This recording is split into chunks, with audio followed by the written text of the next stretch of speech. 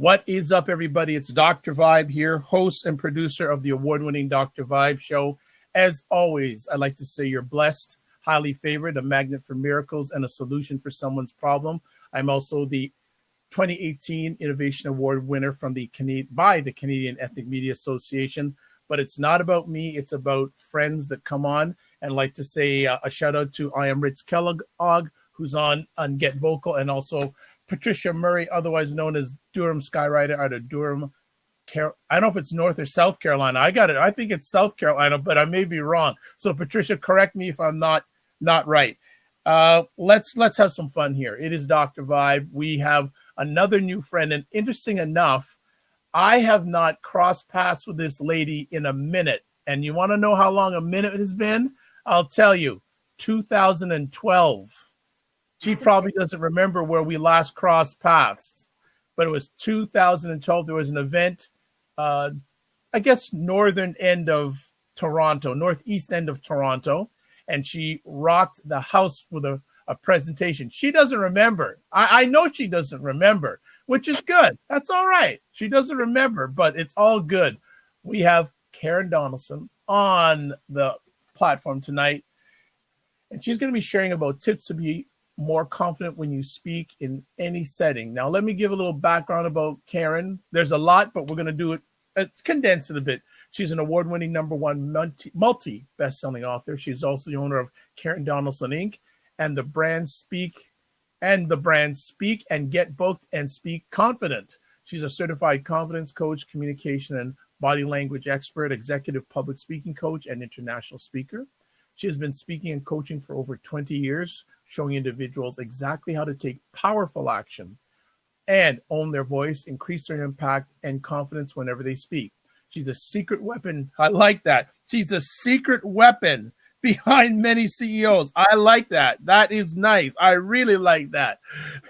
Senior executives, successful entrepreneurs, and politicians across North America and the UK, as she guides them and helps them to increase their capacity to authentically connect and engage as they lead and communicate. With her dynamic and interactive style, as an expert speaker and coach, she moves her audience and clients into action and shows any, quote, ready and willing, unquote, individual how to become the leader who knows how to connect, engage, empower themselves and others. She has been a guest expert on both local and national media in Canada, but now it's on the U.S. because we got a lot of U.S. posse on here, and a sought after leader and certified expert in her industry. And on top of it, most importantly, she's a mother of 3. That's right, folks. So welcome to the Dr. Vibe Show, home of epic conversations for the first time, but not the last time. Ms. Karen Donaldson, how are you? I'm wonderful. Thank you for having me, Dr. Vibe. My pleasure. It is a blessing to have you. And also want to shout out on the Get Vocal platform, Jada Lopez, Dre, and there's a guest. And Dre just hosted a great conversation on Get Vocal. And I'm glad I caught some of it. And so kind to have those people come over here. And we have T. Sanders, who's following it on the Periscope side. Let's make it happen. So, Karen, we got the Flossie.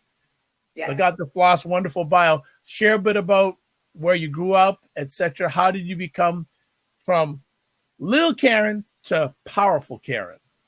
All right. Thank you so much for the floor. My shorter, more homegrown bio is this. I was born and raised in Toronto, Canada. As Dr. Vibe shared, I was a mom of 3.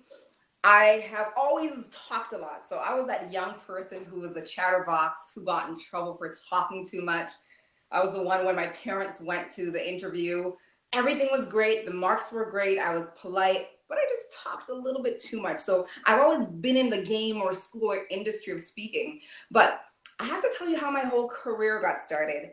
In my last year of high school, and I went to school when there was such thing as OAC. So I'm Canadian once again, so grade 13, and that probably dates me, but that's okay. My last year of high school, I got pregnant.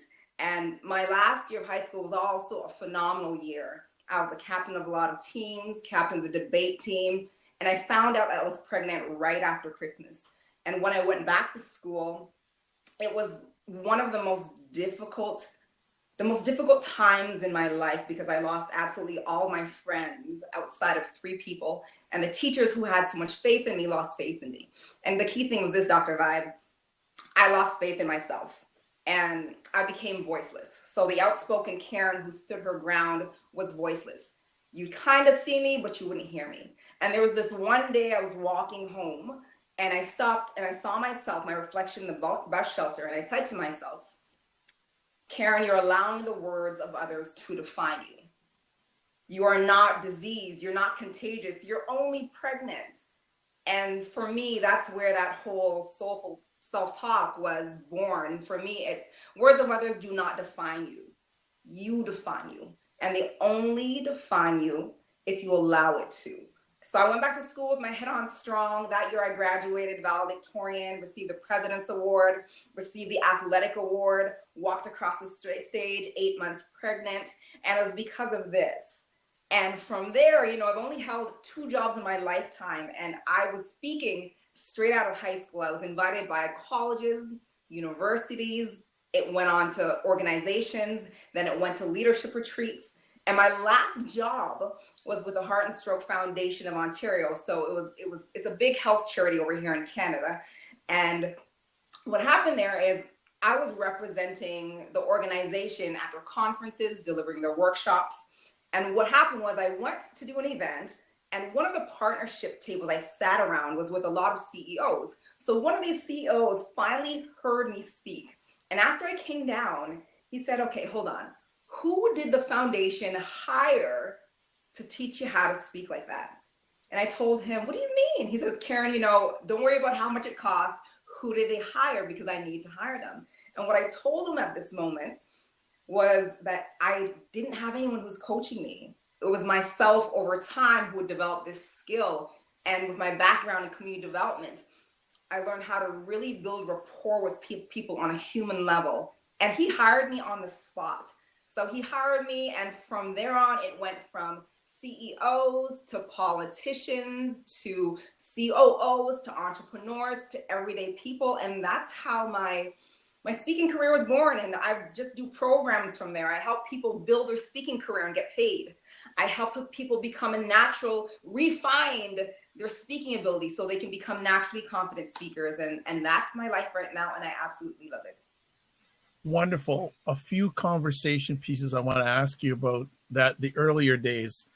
Those 3 friends that stuck with you, do you still keep in touch with them, any of them? I sure do. I mean, one of them is the godfather to all of my kids.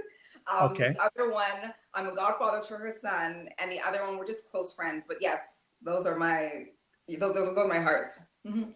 And when you decide, I guess 2 things, when you decide to go out on your own, what was your family's reaction? And also, when do you remember the moment you said it's time to step on my own? So a 2-part conversation piece. What did my family say? Well, I am the first entrepreneur in my family, a technical entrepreneur. We're fully left. It's not a side job.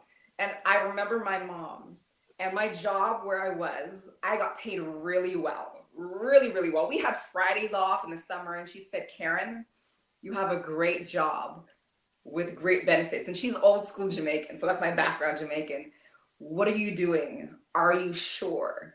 And after I had her blessing, she just had to do this eye to eye. Am I sure? And she says, whatever you do, you put your mind to it. And I said, Mom, I'm sure. And I did it. Everyone else was, Karen, are you serious? I had friends who said, do you really think you can do this? I had comments from people just saying, if you think you can help people and be a communication coach to any type of leaders, you should go back and find a job right now. I had the naysayers and I had a handful of supporters. So that's what my family said to me. But for me, it was my mom. I had my mom's blessing.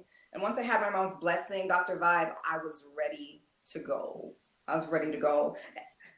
To answer your next question, though, it was a great question. That moment, I knew from a young age that I was not meant to work for someone. So I'd share that I've had 2 full-time jobs in my life. And when I was doing those full-time jobs, I was speaking on the side. So I used to take off, probably shouldn't say this now, but I used to take off sick time and go and do my speaking gigs. I used to take vacation time and do my speaking gigs as well until my speaking business built up where I could no longer balance the two. And my last job with the health charity over here in Canada, I had a phenomenal boss. She was a director. I didn't have any staff, but I was a senior. I was at a senior level as well. And she was phenomenal. And I was walking around with my letter of resignation for weeks because I knew it was my time. And I just grew the balls to walk in, and I gave her the letter. And when I gave her the letter, a few tears came to her eyes and she asked, "What's wrong?" And I told her it was nothing about you, has nothing to do with the foundation. The opportunity here has been phenomenal. It's been a great growth platform. It's me, and my time to go on my own is now. And I thanked her. And she said, just in case you have a position here, if you ever want to come back. But that was the moment. I walked around for weeks. It was probably around 6 weeks before I handed it in to her. Wow.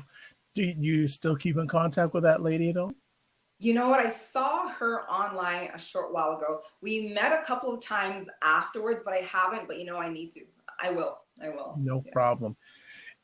Our conversation topic tonight is tips to be more confident when you speak in any setting. But before we get there, were you always confident? And if you weren't, how did you build up your own confidence? That's a great question. And I bring everything back to, for me, it was my life-defining moment. It was having my daughter and just having every single friend. And when I say every single friend leave me, and when I realized that I still had to stand true to me, and people were entitled to their opinion. But the most important thing was this, Dr. Vibe. So was I. So the question was, what did I believe in? What did I believe about myself, regardless of what else anyone else thought? Because I'm the only one that will go along in life with me. People will come and go. It was, what do I think about myself? So up until the point of getting pregnant, I lost all of my confidence. And when I had that moment of looking in the bus shelter and I came back, I said to myself, I define me. And if you choose not to like me because I'm pregnant, it's okay because I still like me. So confidence is something that it's a behavior, and we'll get into the conversation. People think it's an emotion, but it's actually a behavior, which means it's a choice. So every now and then, depending on the setting, it may not be a setting that I'm really good at or I've mastered, but I'm going to go on with my head strong and do the best that I can do because that's what I'm guaranteed. I can give 150%. And if I give 150%, I'm fine with what I do. I'm going to ask you a favor. For sure. I'm going to ask, if you ever get the opportunity, I'd like to see a picture of that bus shelter.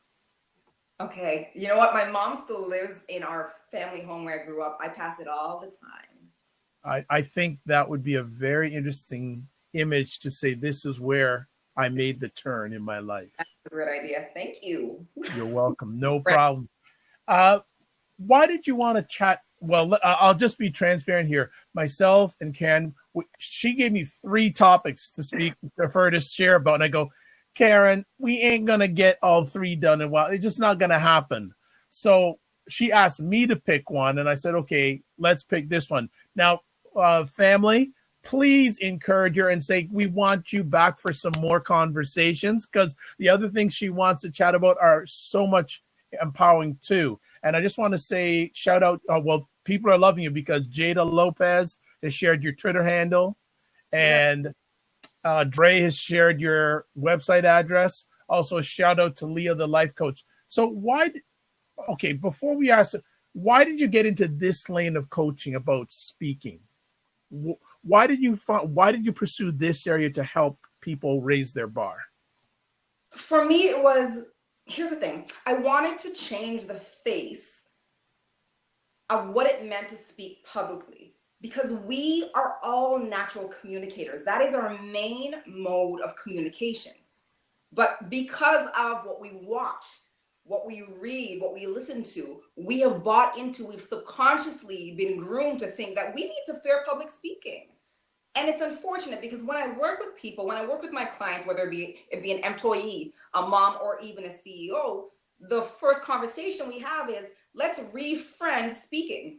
We do it every day and get rid of this barrier that's been put up against us, that we fear it. And they call it glossophobia. There's even a term for it. we speak all the time. So like really redefining what it means to you. So for me, it wasn't teaching people how to become something. It was helping them refine who they always have been. And that's the thing when you speak, Dr. Vibe. It's not about perfection.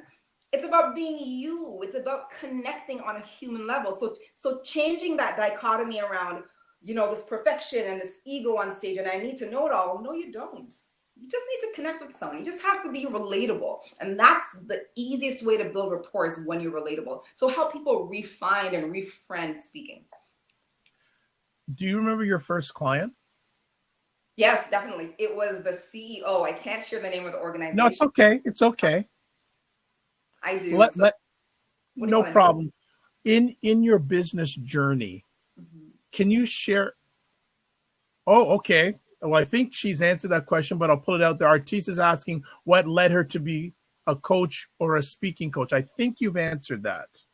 For sure. I'll answer the other half. So I shared what brought me to be a speaking coach because I wanted people to refine their voice. The whole helping people add speaking to their business model, because I also do that as well, is that organizations are changing, and those who take the stage at events and conferences need to be the same faces as the people who sit in the audience. So it's time to diversify. The speaking industry is its own beast, and I've learned how to navigate it. And my whole thing is let's all win. Someone doesn't have to lose for me or someone else to win. So if I have the tools and know-how, I'm ready to bring that willing person and teach them how to do the same and get paid to speak their message, get paid to travel the world and impact more people. So that's where it came from and why I came to those two places. Well, it's interesting because you mentioned the speaking industry has changed. How has it changed during your journey?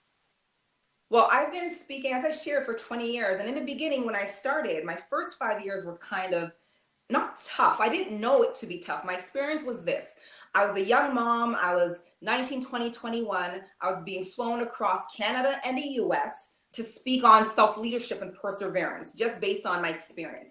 So at that time, Dr. Vibe, they were paying me $500. So it was great. I'm 19 years old. I can't tell you the year, so I'll tell you how old I am. But nonetheless, I'm being picked up in a limo. I'm being put up in a suite. I'm going on stage. I'm speaking for 45 minutes, something that I love to speak about. So it was amazing. And I didn't know that I could actually make a career out of it. So the first 5 years, I was only paid $500. Then I met a gentleman who saw me speak, and he spoke as well. And he said, "What's your speaker's fee?" And I said, "Well, I'm 19 now. I'm like $500. He said they paid me $5,000 to do the exact same thing. And from that point, he became my mentor, and he brought me into the speaking industry. When I knocked on doors, no one would answer it because the face was different. They were professional old boys club. There are Caucasian men and Caucasian female. So it was hard navigating and getting in. So it was the referrals and my references that got me on the stages over the first 10 years. After, as my brand became stronger, people started to notice that we needed people on stage that looked like our employee base, our audience base. We're in Canada, US, it's a melting pot, it's a diverse community. And the audiences started to demand somebody different. They wanted someone relatable. So right now, there's such a huge opportunity for someone who has a message to connect with someone either like myself or someone else, to fully define them and help them brand themselves so they can get the attention of the meeting planners who have the budget to book them. You see, there's a lot of speakers out there, but there's this big gap, and there's professional speakers who get paid. Unfortunately, people are either caught in the gap or they're speaking for free, and they don't have to. And so that's where I fill that gap and get people, traveling the world speaking. Well, it's interesting. And I don't like to share a lot about myself, but it's interesting. People are asking me to speak, and I tell you, I don't speak, I share. You got it. So I can fully relate to what you're saying, because now people are asking and saying, "Oh, how much do you charge?" Before it's just, "Can you come?" And I know we didn't want to talk a lot about the business end of it, but just one more question before we get to the tips is how important, if you want to get into speaking, is credibility, endorsements, testimonials?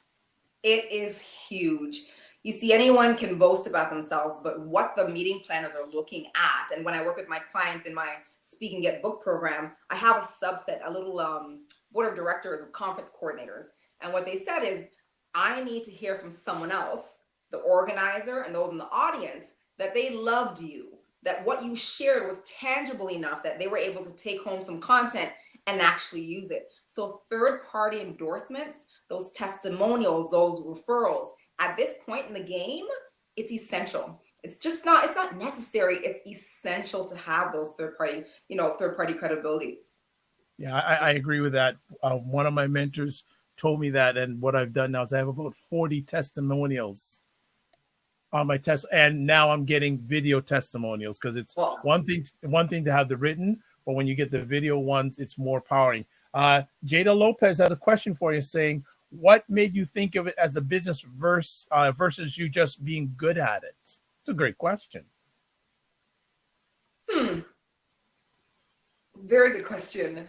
I was developing my skill, and I believe I'm a long-term student, so I believe I'm still a student. As I developed the skill and I refound my voice, I saw so many other people who needed to refine theirs as well. I saw that there's a lot of opportunity, but sometimes the path isn't clear, or sometimes there's a door in front of the path. And if I could be that guide, I wanted to be the guide, because there were so many guides for me. So I said, you know what, let me go ahead and increase my impact and share what I know by speaking on stages. But at the same time, let me help a whole bunch of people along the way. You know, my clients span from Australia to South Africa to the US to Canada, and they're speaking nonstop. So I'm a believer in also doing what I teach. So I know what it's like pounding the pavement when I'm showing you how to build your speaking brand. And that's important for me. I like when people teach me from a place where they've actually done it. It's neither right or wrong, but that's just my preference. And that's what I believe as well. Good stuff. Dre asks, I know he asked about your, what do you charge? Dre, get her email. I'll get you her email address, and you can take that offline if that's fair. Exactly. All right. Also on the Periscope side, you for Sight, and also LA Wade from Toronto is on the Periscope side. Okay, let's get to some tips to be more confident when you speak in any setting. And also people, especially on the Get Vocal end, you're more than welcome to come in and take a seat and ask it visually, or keep the comments and questions going on the text room on the side. So go ahead, Karen. Absolutely. So here's the first thing. I want you to try on my philosophy when it comes to speaking publicly. And here's what it is. It's slightly different. So out here for the moment, forget about everything you've heard about public speaking, what you know, your public speaking class, Toastmasters. I want you here with me right now.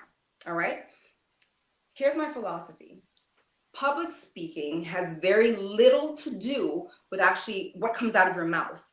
It primarily has to do with the conversation you have with yourself about yourself as a speaker.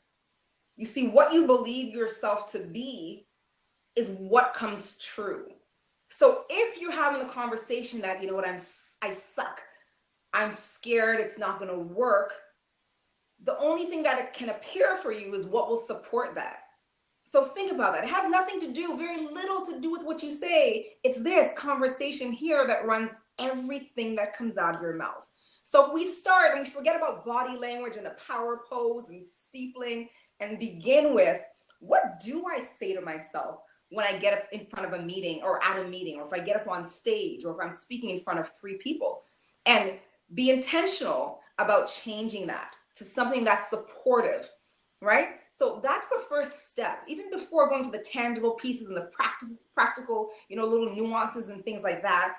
Check yourself for a moment. Just think of the last time you spoke, you felt a little bit nervous. What were you saying to yourself?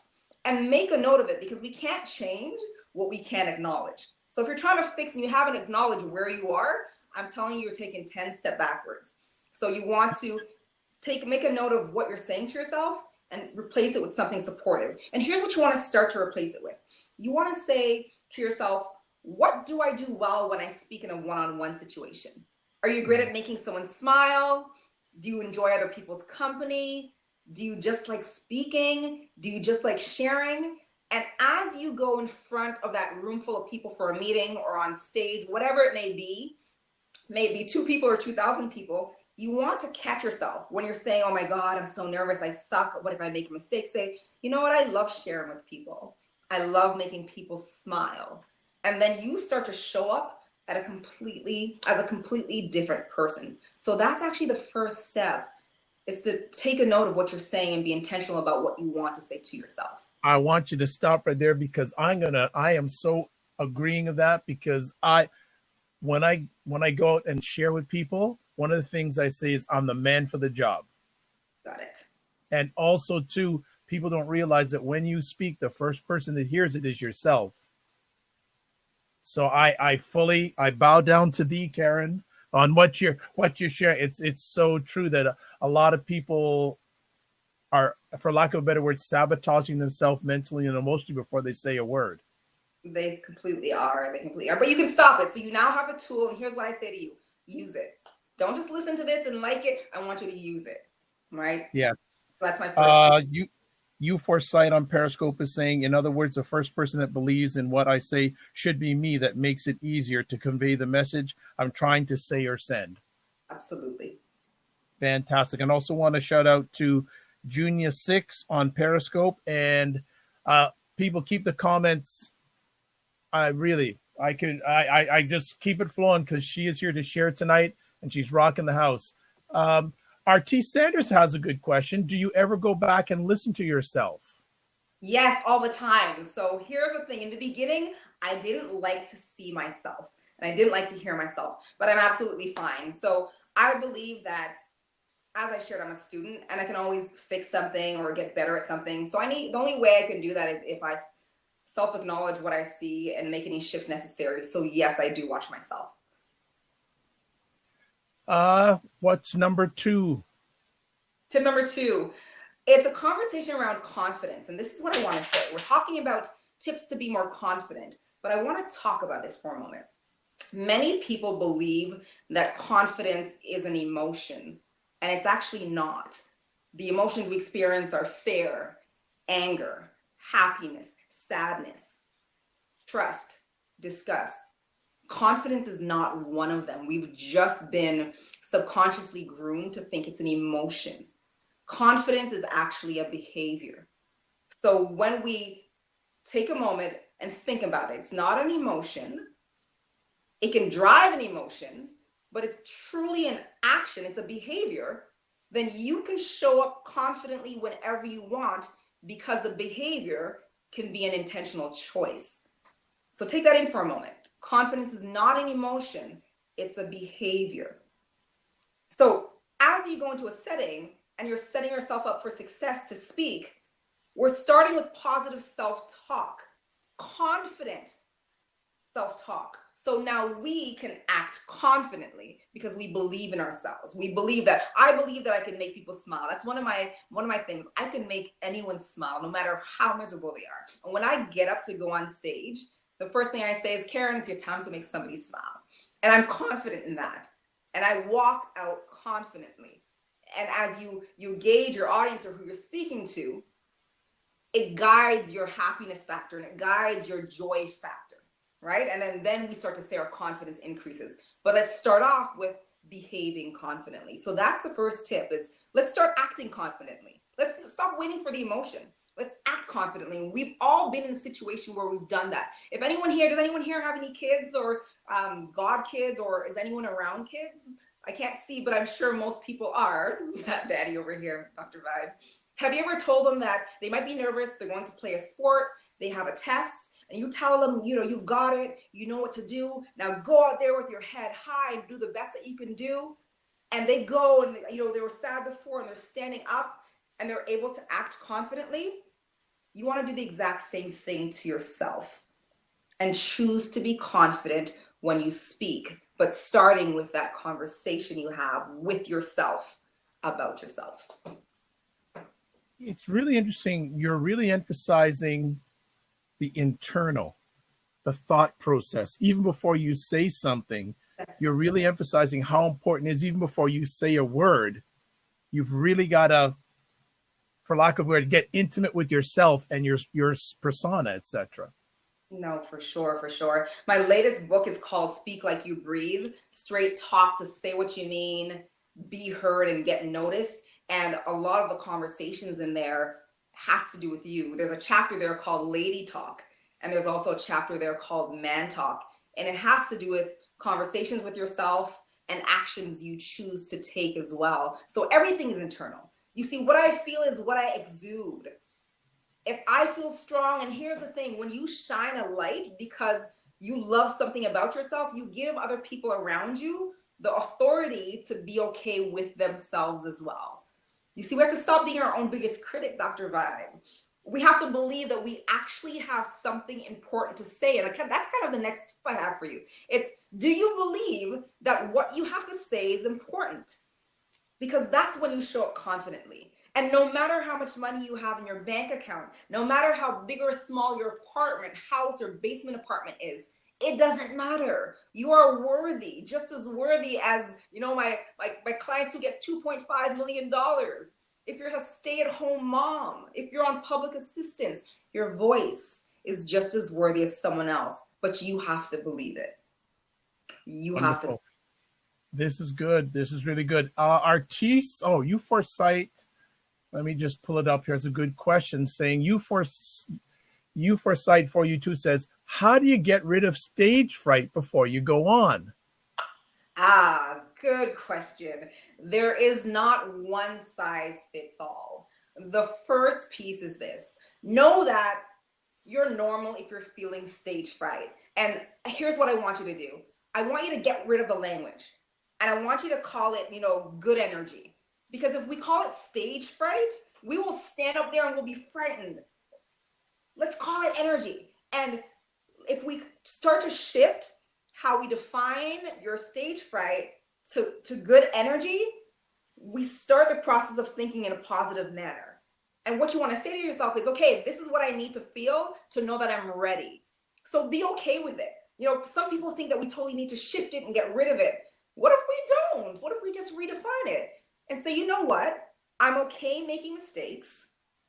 I'm okay being imperfect. And what I know about myself, and then you fill in the sentence. What do you know about yourself as a speaker? So it's not about fully getting rid of the stage fright. It's about redefining it. So how about you say to yourself, I have this energy. That means I'm ready to go. I'm ready to rock the room. I'm ready to share everything I've got, mistakes and all. And the only thing I can be when I get on stage is me.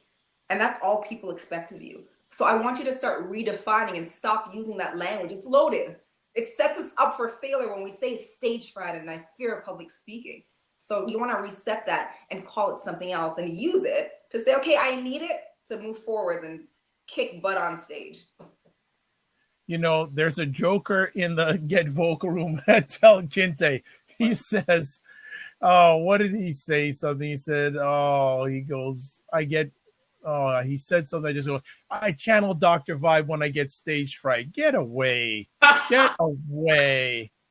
He also thinks, I just think WWDRVID. I know what that acronym is, and I'm not going to say it because I know what that is. That's ridiculous, but no problem.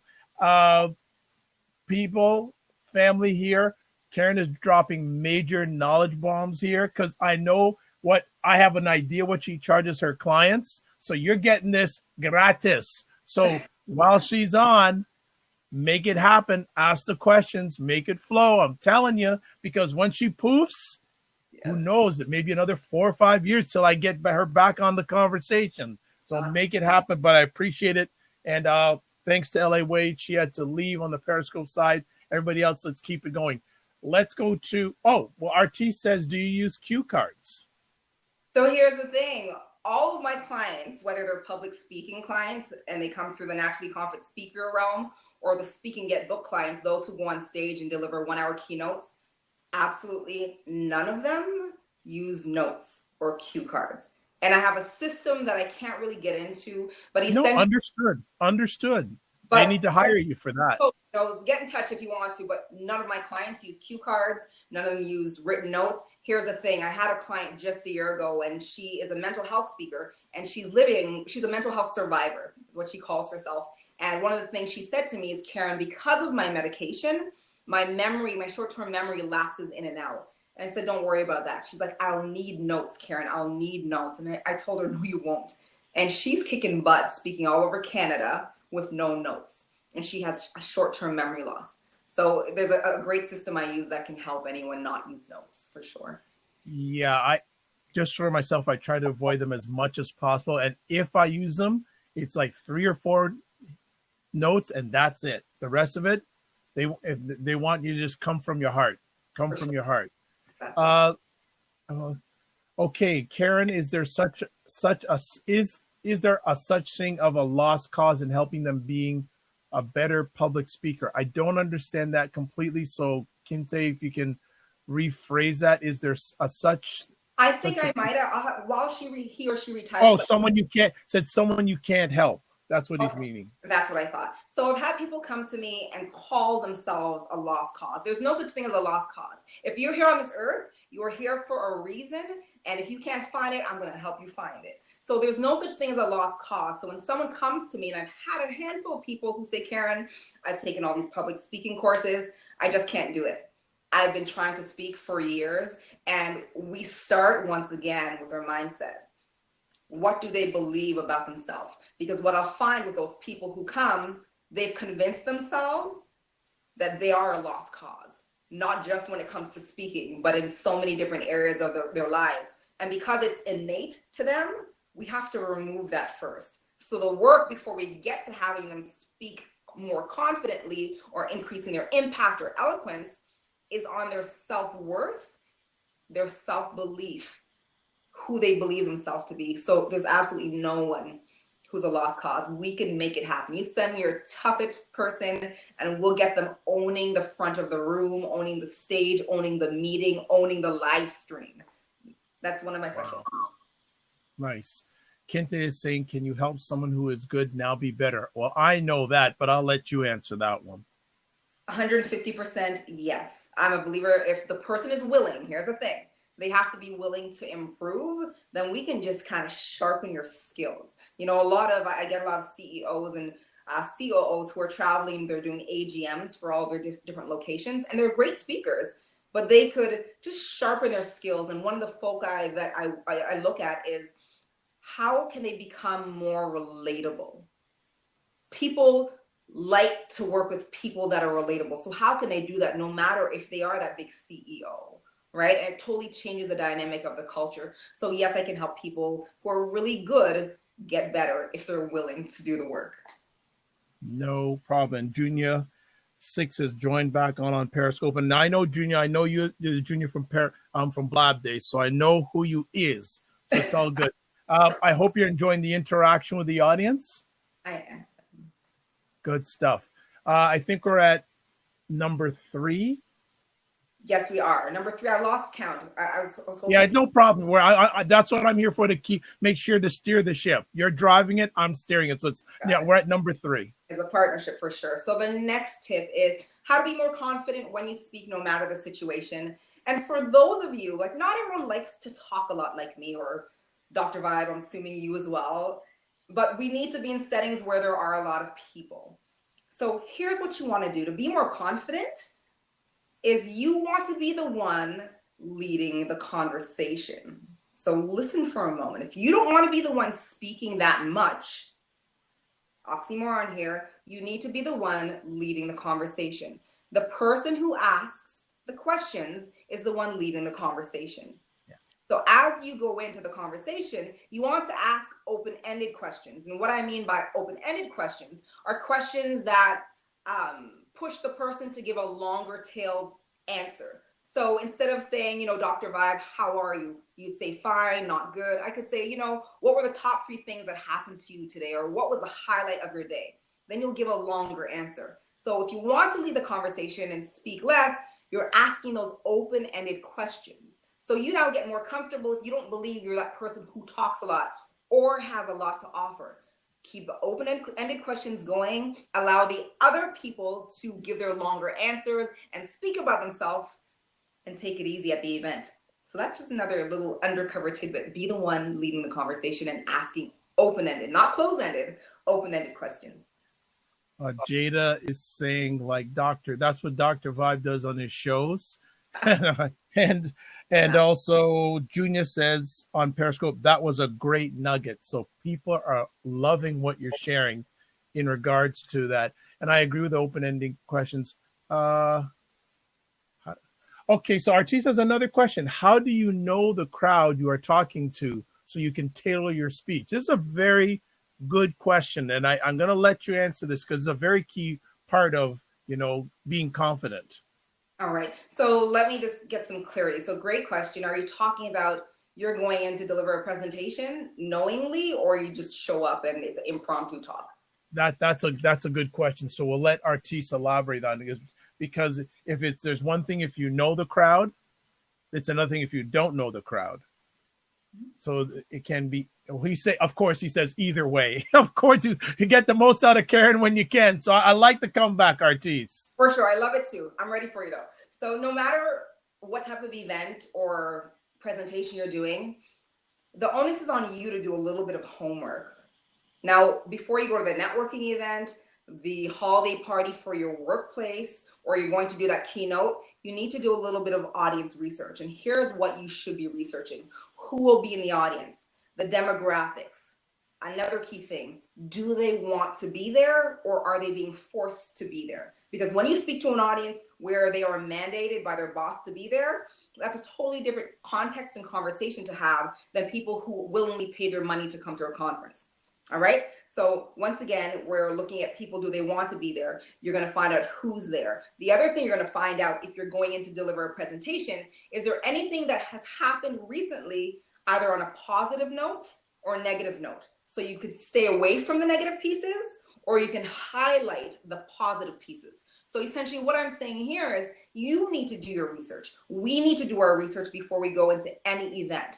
Now, if it was a networking event, there is an organizer. You could pull up the previous events and see what they talk about, what the agenda looks like. Does everyone get an opportunity to speak?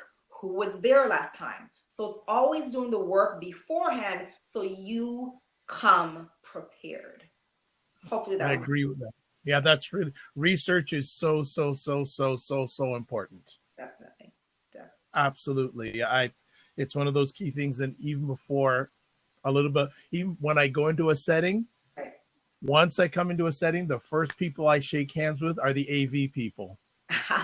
Make them your friend. Yeah, absolutely. They are our key people because they're gonna make you look good. They're gonna make you sound good. So they're key people. Do you know and go ahead.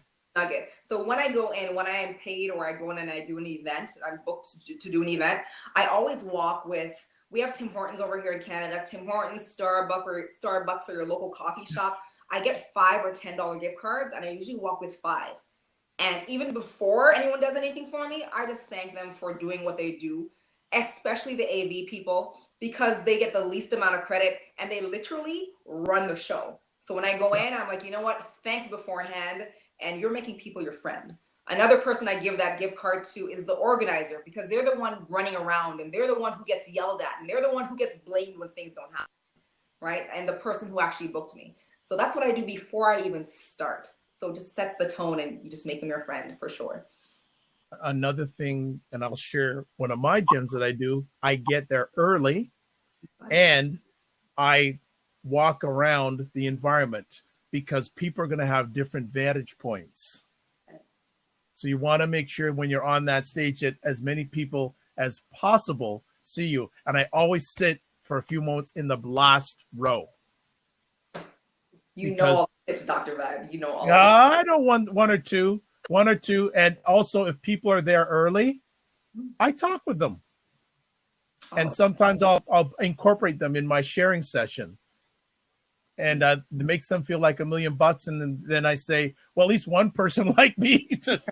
I know if the rest of the crowd did, at least one person liked me. So that is good. Artis, now this is an interesting question because I think you probably never do this. What about talking off the cuff? Now, I don't think you're probably a person who does that often, if at all. Well, yes, sometimes I have to. So okay. More often than I expect it now. What used to happen more often than I expect is I will go to an event and someone may see that I'm there, and I'll sit down as an audience member, an attendee, and they may call me up to share a few words. So you may be caught off guard, or if you work for someone, or if you're in a meeting, entrepreneur, or employee, doesn't matter, you might be called and say, you know, Dr. Vi, would you mind coming up here and telling us your opinion on that? And it will happen. If it hasn't, you want to be prepared. So this is the guidance I give my clients when we talk about being prepared for impromptu topics. You only want to focus on one thing, right? When someone calls you up, you're not there to take the floor. You're there to share a thought. You're there to thank someone. You're there to give your perspective. So as you take your time, and I always say, take your time to get up there, because it allows you to process whatever they've asked you to comment on. Find that one point, that one perspective that you'd like to share. And you're basically going to share your perspective, why it's your perspective, and how others can apply it. So your perspective, why it's your perspective, and if it's a type of setting, how others can apply it to. And you leave it at that. Leave it that simple. Otherwise, just your perspective and why it's your perspective, and thank the person for inviting you up. I actually have a question for you. Have you ever arrived at an event and the speech that you were ready to share, you changed it? Yes and no. So the way I work and the way I teach my speaking get booked clients to work is we have a few signature keynotes that we're booked for. But what happens is I'll go in, and maybe based on something I may not have known before, or something I found out, or maybe the state of the event, something may have just happened and I wasn't privy to it, but you've arrived. Yep. I customize. I can customize off the cuff, but the core components of what I committed to share with your audience stays the same. So my intro might change, right? Right. My clothes might change. My stories in my talk might. Other system and strategy that I use with my clients to help them to be able to be that quick to adjust. Because one of the other things that may happen is you may go to an event that you're booked to speak at. It's an hour, but things have been running too long, and they're like, Karen, now you only have 30 minutes. Are you okay? A lot of people will get really anxious. I'm able to show you how to cut that 60-minute talk into 20 minutes, 30 minutes, 10 minutes, and 45 minutes in a matter of 5 minutes. Right? I can relate to what you're saying, because there were two events recently. One event where I was receiving an award, and actually at the table, I had a presentation ready to go. And then I found out that two of the founding members of the organization had recently passed away. Oh, goodness. So what I did is I opened up my acceptance by giving homage to those two individuals. Perfect way to do it. And people came up to me after and say, wow, that was fantastic. And then recently, I was blessed to host the Men's and Women's Summit on Masculinity. I was supposed to host a discussion for 20 minutes. And they said, oh my gosh, we need you to knock it down to 10 minutes. I said, okay, no problem. And they treated like, man, you're fantastic. I said, I just work with what you give me and be the best that I can be.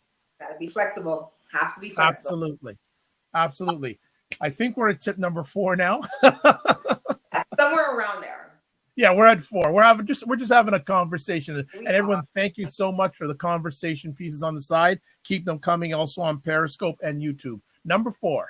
All right. The next tip is practice, but practice properly. And this is what I mean. If you are going to do a presentation in front of a group of people, the only disservice you can do to yourself is continually practicing by yourself.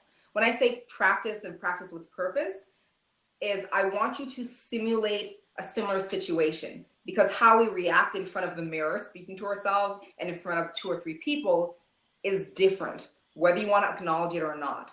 So what I say is grab some friends, some family, whoever, put your dog, your kids to sit down for a while and present in front of them so you can simulate the situation, and don't ever go in cold. So that's what I say. That's another tip to be confident whenever you speak. Practice with purpose. Are you a proponent of, if you get a chance to practice your presentation via video? Oh, indeed. So what do you mean? Recording myself and watching it? Yeah. Oh, yes. That's one tool. You definitely want to. And here's why. I know how hard it is to watch yourself when you first start, because we are our worst critic. We'll look at our lopsided ears. I know mine are lopsided.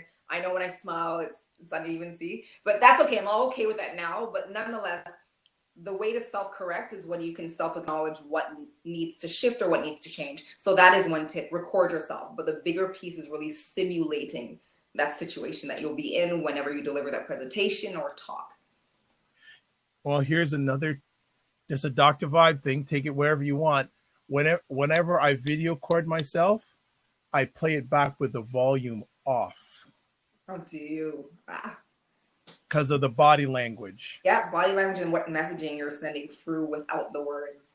Yeah, I learned that tip and I use it a lot, and it's telling. Plus, I'm over myself, so I'm fully willing to look at myself and be honest with myself. That tip of video recording yourself and playing it back without the audio is very, very powerful. Right. Very, very powerful. We're at number 5. All right, you segued nicely into body language, and that's another big piece.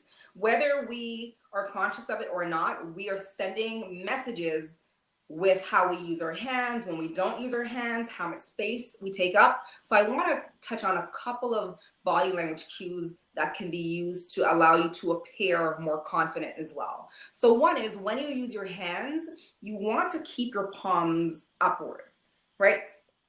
When your palms are facing the sky, it denotes positivity. When they're facing down, it denotes that you're saying something that you want someone to stop and something negative. And the quickest way to remember it is like, everyone stand up, everyone sit down.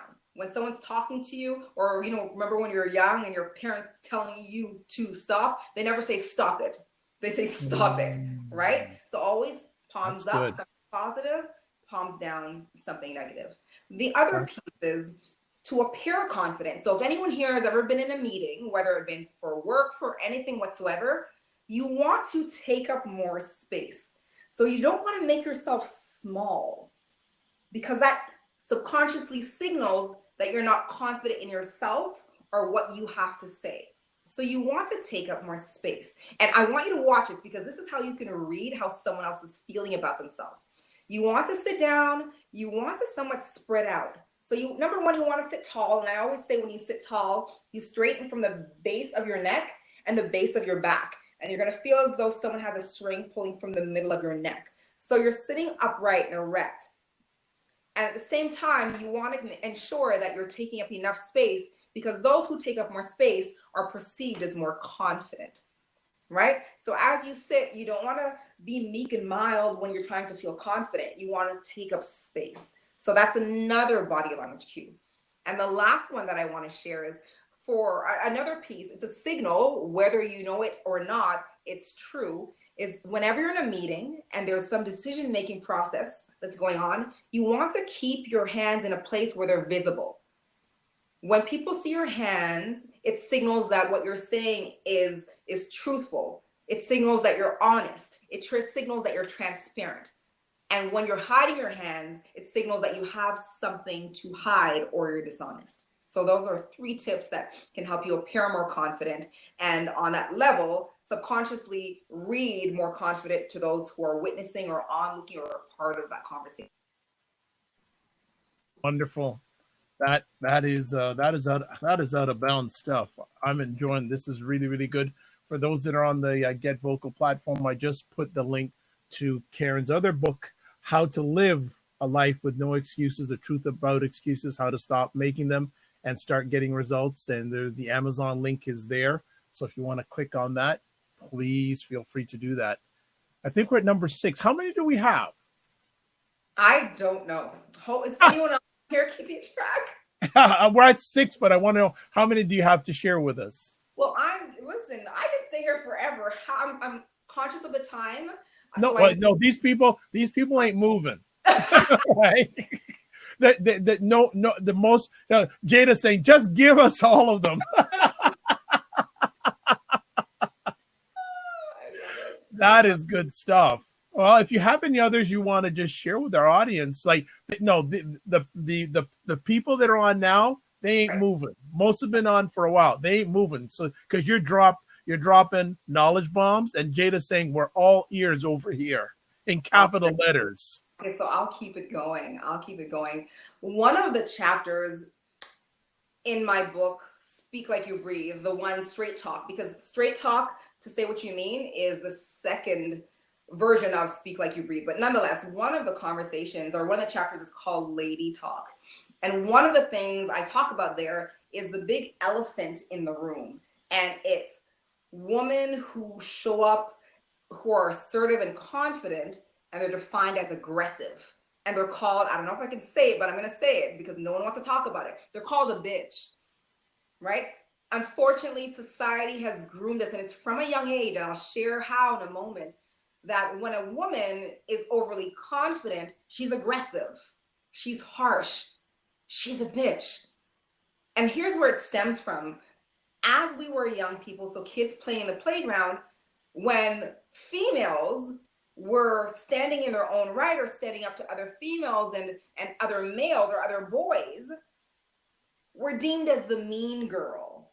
And the other girls tease you as the mean girl. Now, when a young boy stands up, he's just being a boy. He's supposed to be that way. And as we're conditioned through life, we're used to, it's unfortunate, and people don't want to hear it, but it is what it is, but it's being changed.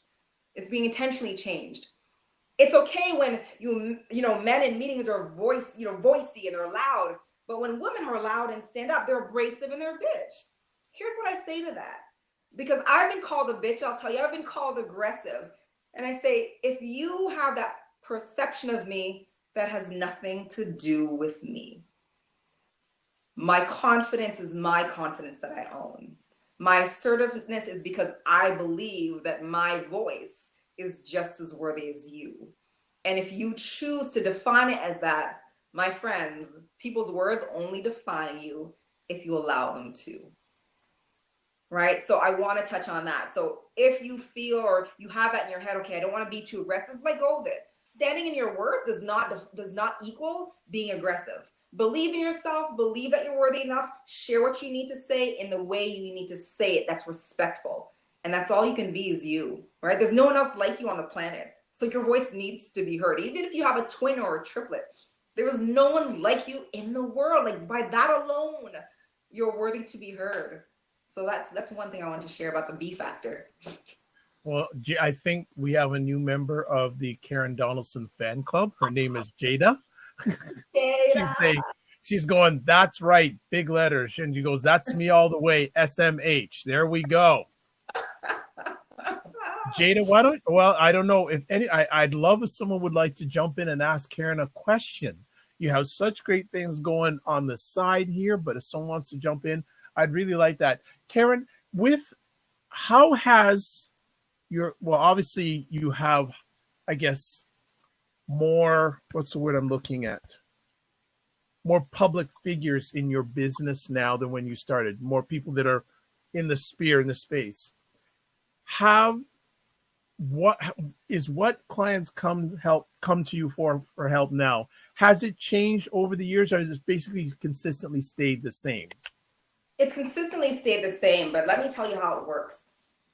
People come to me because they want to do one of two things. I'll talk about the first thing. People come to me because they want to increase their impact. They want to increase their eloquence.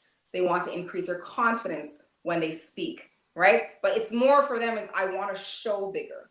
And the work that we do is around self-awareness, self-love, self-worth. Because what you believe of yourself is what you display. So no matter, and it's interesting, I'll tell you a quick story. I had a client, and I can't remember if he was a VP or COO, but he had an office with a full bathroom and shower in there. And I can't say the name of the company, but they had a helicopter landing pad on top of their building. They owned the whole building. And he was known to organization as being that tough person. And when he walked around the office, people straightened up and they closed everything because he was the nitpicker. And when I went in to work with him, because he had to now go around and do all the AGMs across the country, we had to work on his confidence. So this person had, a play budget of, I believe it was 15,000, and drove ridiculous cars and had vacation homes.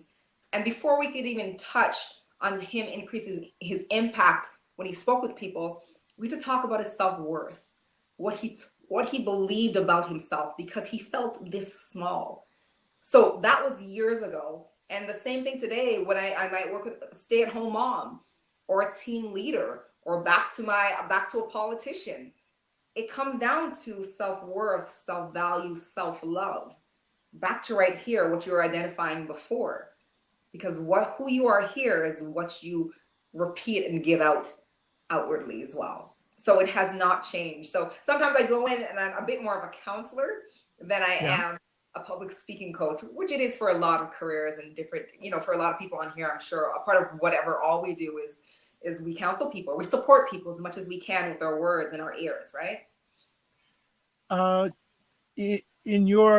would you say is the average, and I use the word loosely, average demographic of one of your clients these days?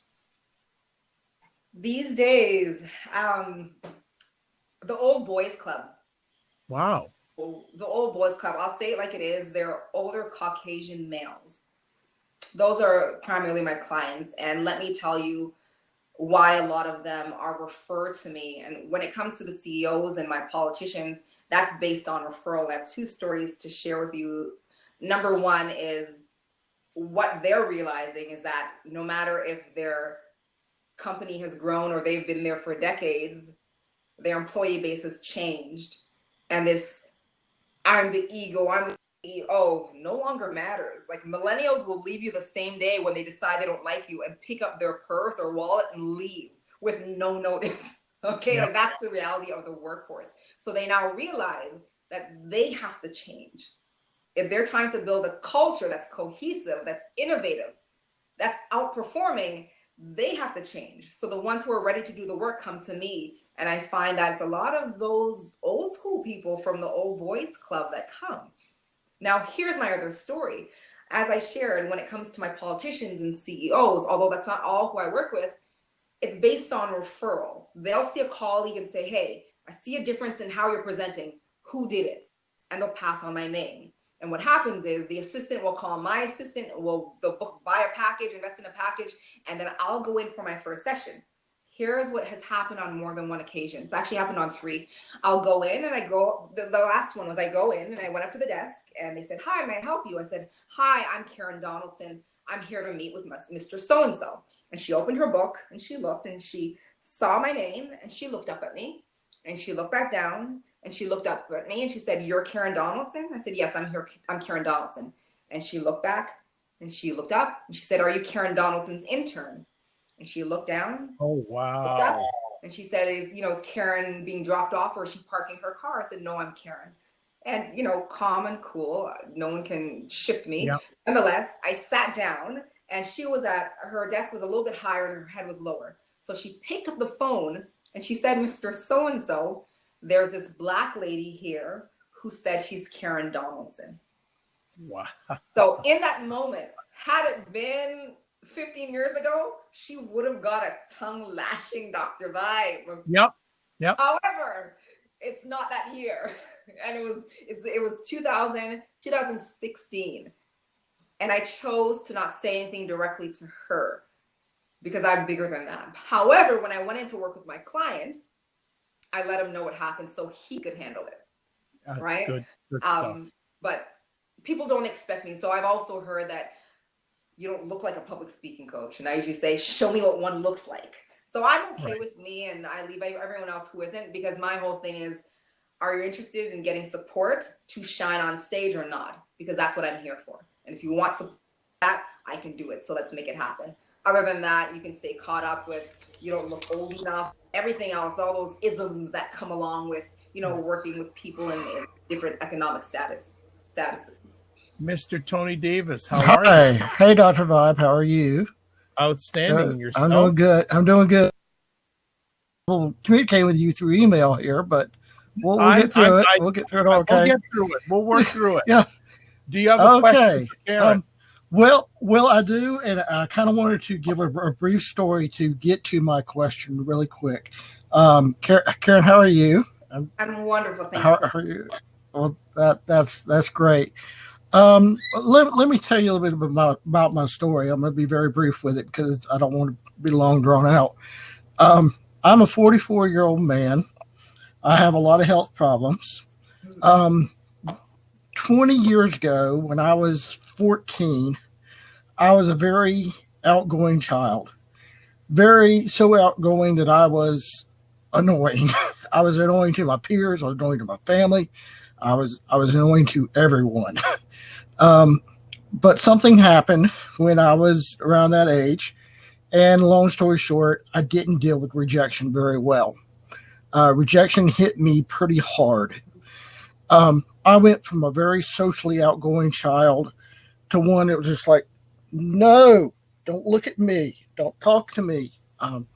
I could not handle rejection whatsoever. And this happened with rejection from my peers, rejection from job offers, rejection from school, rejection just in general.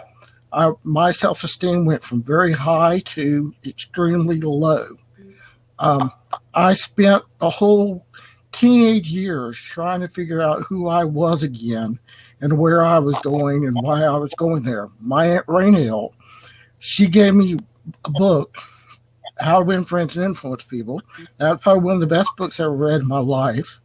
Um, how to deal with my fears, how to deal with rejection, how to deal with uh, public speaking, learning who I can speak to, who I click with, who I don't click with. Anyway, long story short, still to this day, and this cripples me to this day, and I hate the fact of this, I have problems of fear of coming on too strong or not coming on strong enough. And it is a constant roller coaster for me. Sometimes I overcompensate. I make a point that I'm always sociable to everyone, and I have to with my family business. We have a coffee shop and a tea room, so I have to kind of be a little overbearing with the way I am, and to make a point. Hey, how you doing? What's going on? That kind of stuff. Um, Social media has helped me quite a bit because I'm in front of a camera and I can kind of not worry about if I'm coming on too strong or not coming on strong enough. But how can I, as an individual, get to this point where sometimes it is so crippling to me, I get to this, no, don't talk to me, don't bother me, because I'm scared to do anything because I don't know if I'm coming on not strong enough or coming on way too strongly. Right. So what advice would you give me? So first of all, thank you so much for sharing that story. Thank you so much for sharing and all your transparency. I truly appreciate you being willing to share here. And here's what I'd say to you. You have convinced yourself and you've taken on the belief that you're annoying. So when you share that story from a young age, you are still living like that's true. It's harder when we're young to fully live in words of others don't define you, especially when it's loved ones saying these things, but you're still there. So you're right now, everything you do when you say you don't want to come on too strong, or sometimes it's not it's not strong enough, it's because you're still living in someone else's words that you're annoying. So here's my question to you. How do you want to show up? As sincere and genuine So as I can. so here's what I want you to do. I want you to start telling yourself and saying to yourself and believing in yourself that I'm genuine. Same words that you shared. I want you to continually say that to yourself and don't define it. Too often we choose how we want to be, but we think we have to define it and justify it. I want you to say who you are and walk into all settings like that. And you have to start releasing how people perceive you. Because you are who you are. We cannot please everyone. I could have $1,000 and give everyone $100, and there'll be one person who will say, Karen, we've been friends for so long. How dare you only give me $100? So I want you to be true to you.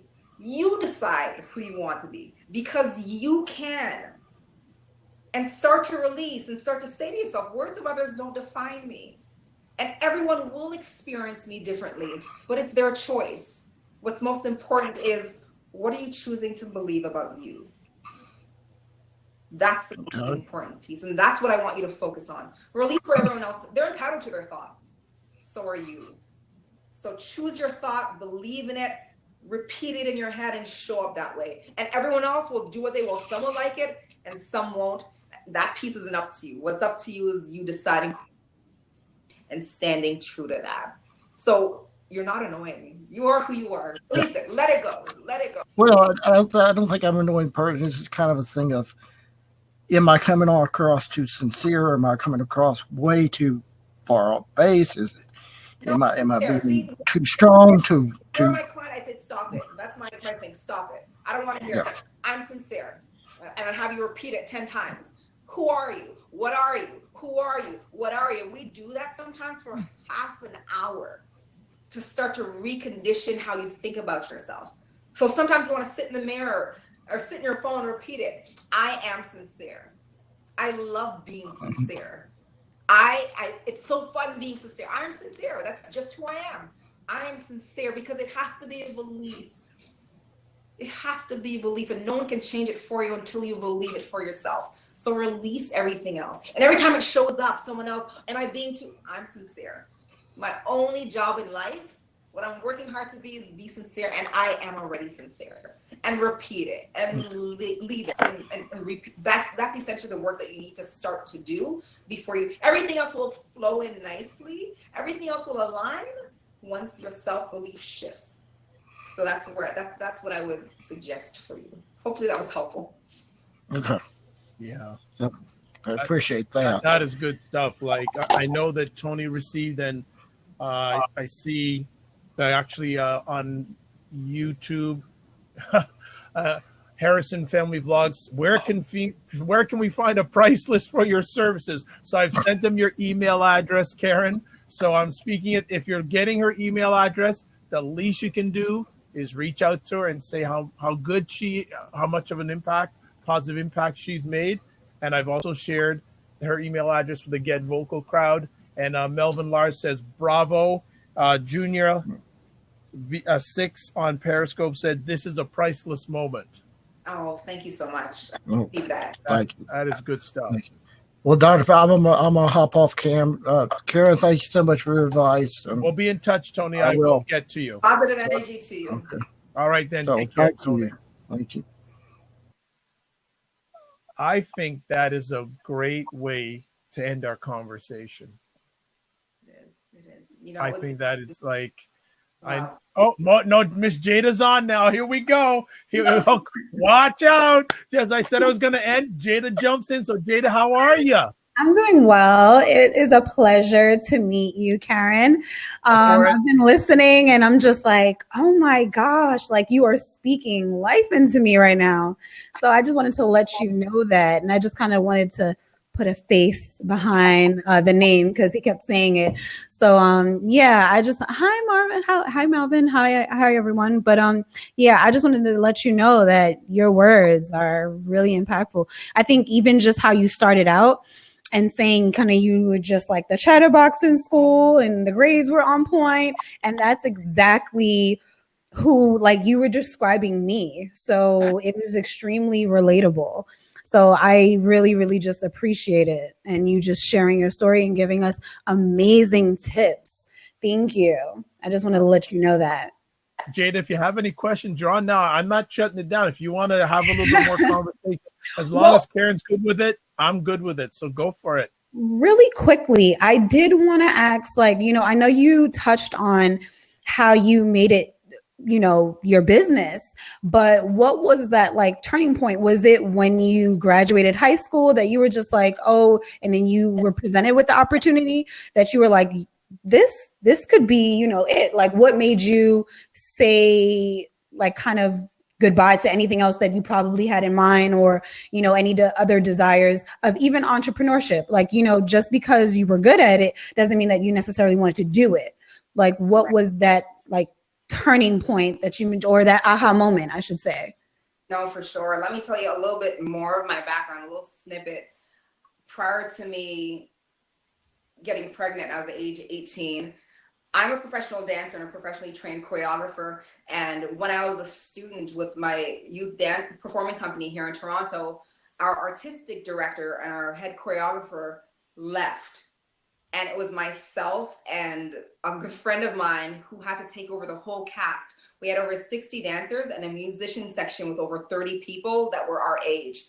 And at that time, I was forced to become an entrepreneur because we were we were the principal dancers, and we had to run the company. So from that point, I had to go from like running jokes with like the other students to actually running the show as a co-artistic director and a co-head choreographer.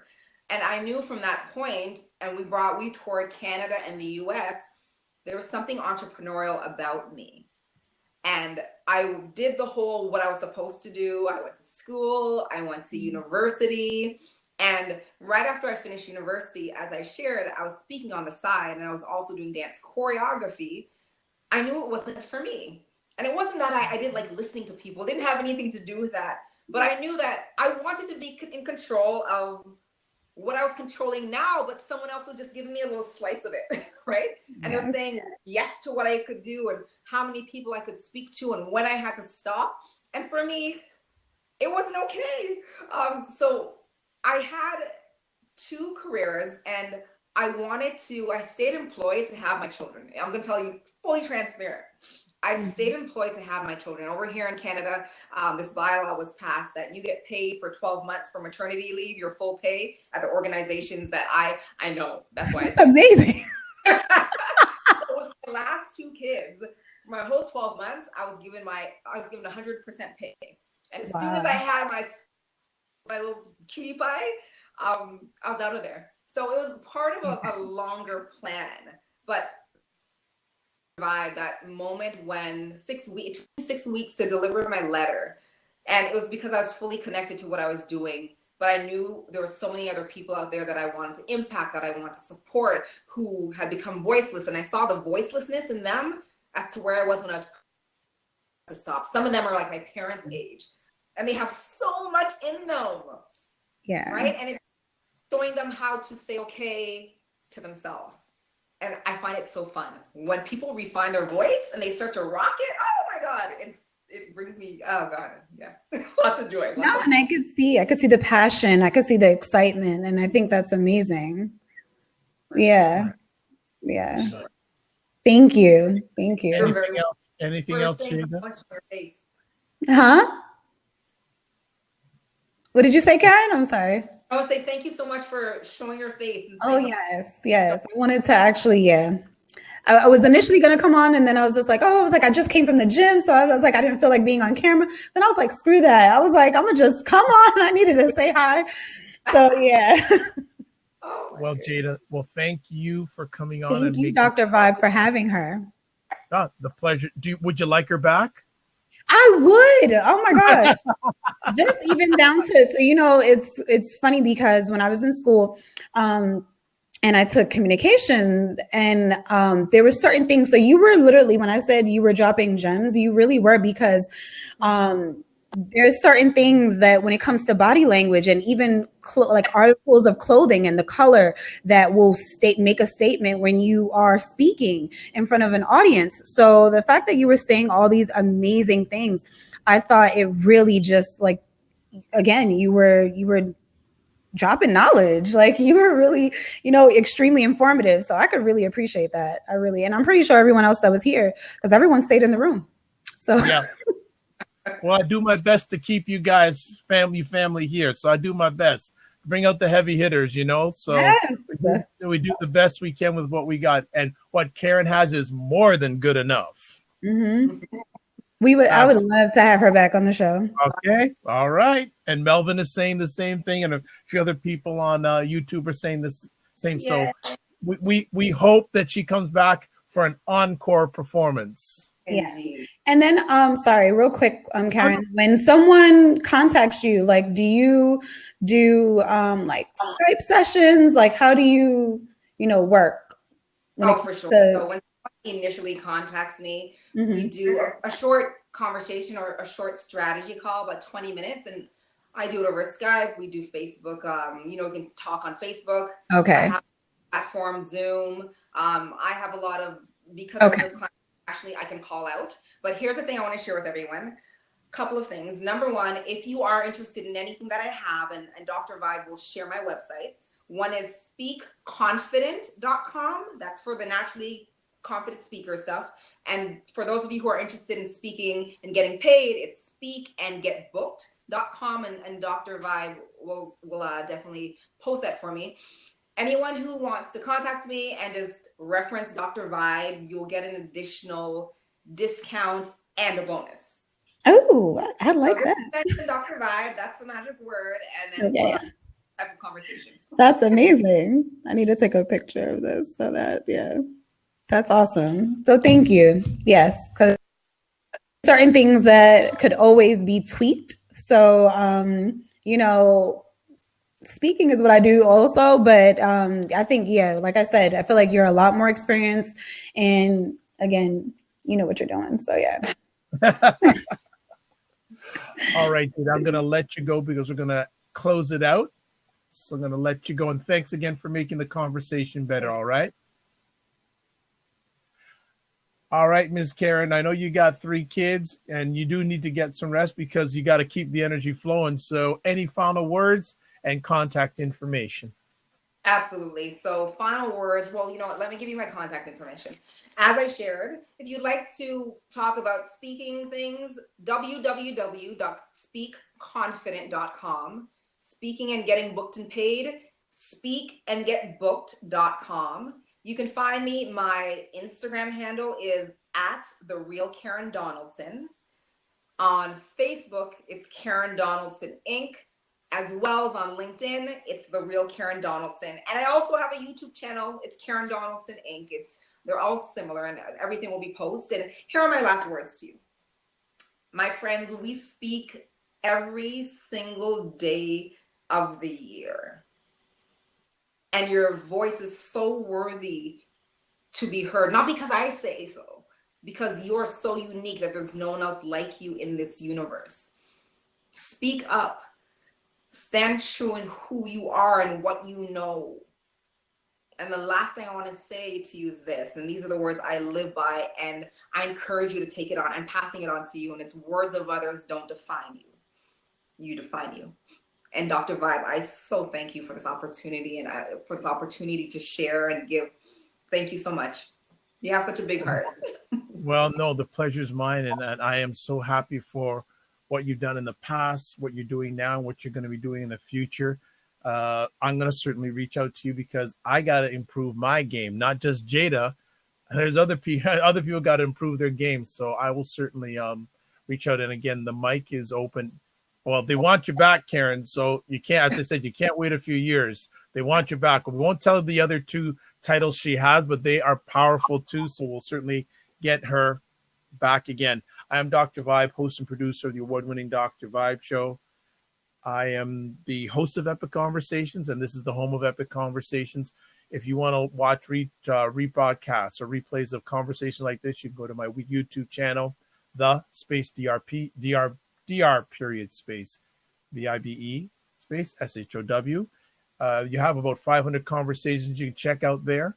Audio-wise, you can go to my website, the drvibeshow.com. You can go to Apple Podcasts, iHeartRadio, TuneIn Radio, Google Play, Stitcher Radio. Selected audio replays are available at thegoodmenproject.com, WJMS Radio out of New York, and Mile High Radio out of Denver, Colorado. I will be making some appearances in the near future. Next month during Black History Month, on February 2nd, I'm going to be a panelist for a conversation about how Black fathers love their Black sons. And that's February 2nd. Then February 3rd, I'm going to be tentatively hosting a conversation about Blacks in media in Canada at the National Black Canadians Conference. And at the end of next month, I'm going to be hosting a panel discussion at the National Fatherhood Conference. So I'm trying to show Karen, I'm trying to get to her level, or at least attend to her level, but I always need to tweak it up more. I could say a lot of other things where you can contact me, but just go to the website, the drvibeshow.com. That'll give you all the contact information you need. What I'm going to do is end off well, two things. I'm going to thank everybody who was on.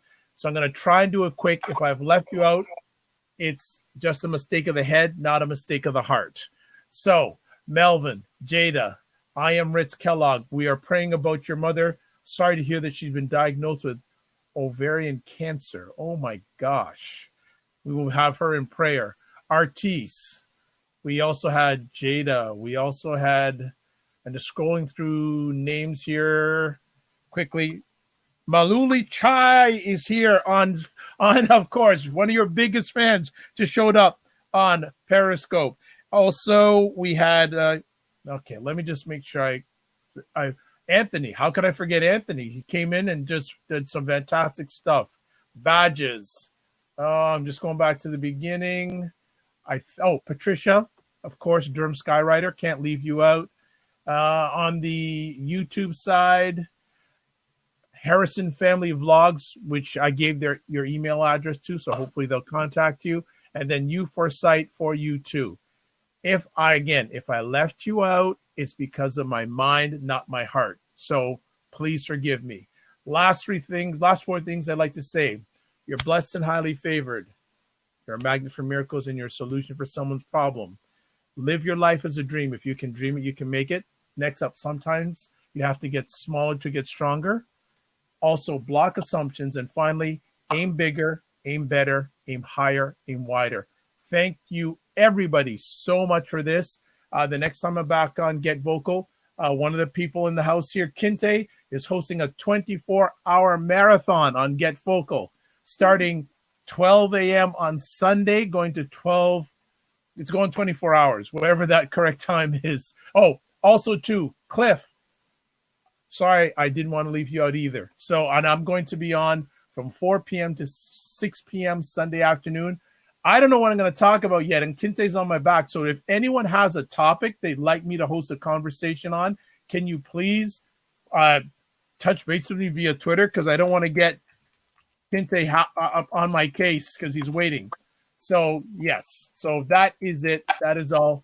God bless. Peace be well. Keep the faith and walk good. And again, much thanks to Karen and much thanks to everybody who watched this live and everybody who watched this on the replay. This was epic and out of bounds. God bless. God bless everyone. Thank you.